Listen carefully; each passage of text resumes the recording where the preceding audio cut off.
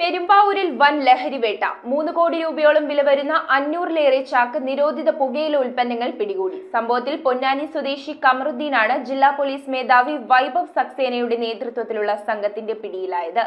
Rural ജില്ലയിൽ നടപ്പിലാക്കിക്കൊണ്ടിരിക്കുന്ന operation clean പദ്ധതിയുടെ ഭാഗമായി ജില്ലാ പോലീസ് മേധാവി ഡോക്ടർ വൈഭവ് സക്സേനയുടെ നേതൃത്വത്തിൽ നടത്തിയ റെയ്ഡിലാണ് 3 കോടി രൂപയോളം വില വരുന്ന പുകയില ഉൽപ്പന്നങ്ങൾ പിടികൂടിയത്.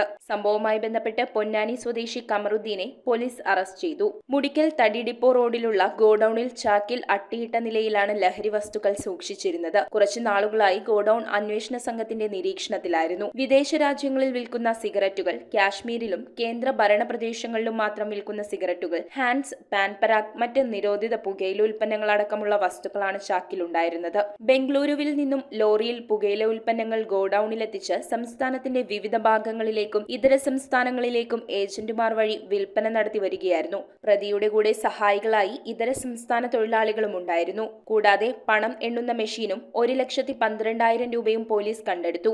അന്വേഷണ സംഘത്തിൽ DANSAF team ASP Shakti Singh Arya, narcotic cell DYSP PP Shams, inspector TM Sufi, SI-മാരായ റിൻസ് M തോമസ്, PM റാസിഖ്, എൽദോസ് കുര്യാക്കോസ്, ASI-മാരായ PA അബ്ദുൾ മനാഫ്, രതി, സീനിയർ CPO-മാരായ TA അഫ്സൽ, വർഗീസ് T വേണാട്ട്, ബെന്നി ഐസക്, സിബിൻ സണ്ണി തുടങ്ങിയവരാണ് ഉണ്ടായിരുന്നത്.